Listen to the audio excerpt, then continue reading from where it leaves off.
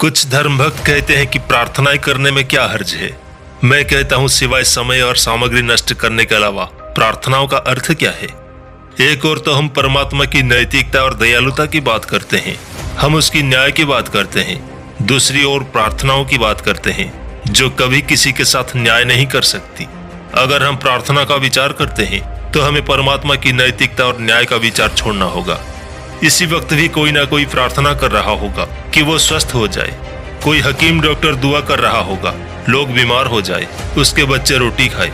कोई बरसात मांग रहा होगा तो कोई बरसात की बाढ़ से राहत मांग रहा होगा।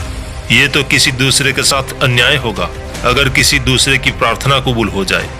एक भूखी शेरनी हिरण के पीछे लगी है। हिरण पूरे कोशिश में है कि वो उसके हाथ ना लगे। पीछे दौड़ती भूखी शेरनी पूरे कोशिश में है कि वो भूखी ना मर जाए। क्या इन्हें देखकर किसी के लिए भी प्रार्थना की जा सकती है? आप सिर्फ इतना कह सकते हैं कि काश ईश्वर ने शेर को शाकाहारी बनाया होता, लेकिन बनाया क्यों नहीं? हर एक धर्म भक्त को हर तरफ परमात्मा की व्यवस्था और उसकी दयालुता तो नजर आती है।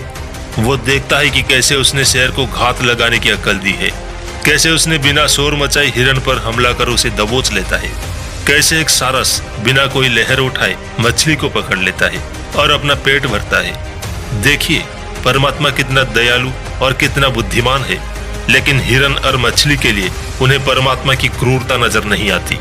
क्या ऐसे किसी रचयिता को दयालु कहा जा सकता है जिसकी सृष्टि में हर एक जीव दूसरे जीव को खा रहा है, जिसमें हर एक निर्बल बलशाली का शिकार है? क्या ऐसे किसी सर्वव्यापी कसाई खाने में कहीं किसी अनंत ज्ञानी परमात्मा का अनंत प्रेम ढूंढा जा सकता है? नैतिकता, दया, पाप और पुण्य ये इंसान के बनाए नियम है। ये सामाजिक व्यवस्था बनाए रखने के लिए इजाद किए गए थे जो हर कालखंड के साथ बदलते रहते हैं। इस प्रकृति में केवल मानव ही है जो सत्य तथा सुंदरता की खोज करता है। वही हर चीज को अच्छी और बुरी में बांटता है। इस प्रकृति में वही एक श्रेष्ठ चेतन शक्ति है जिसमें सबसे अधिक दया और करुणा है। उसने ईश्वर के लिए हर वो श्रेष्ठ गुण तैयार किया था जो वो खुद में देखता है। उसी ने अपनी कल्पनाओं से इस कुदरत को रचने वाले की कल्पना की है और उसी ने उसे एक दयालु सृष्टिकर्ता के रूप में अपने मन मंदिर में स्थापित किया है। इंसान को चीजों को अलौकिक नजरिए से देखना छोड़ प्राकृतिक नजरिए से देखना चाहिए। किसी परमात्मा से किसी भी तरह की दया की उम्मीद छोड़ खुद दयावान बनना चाहिए।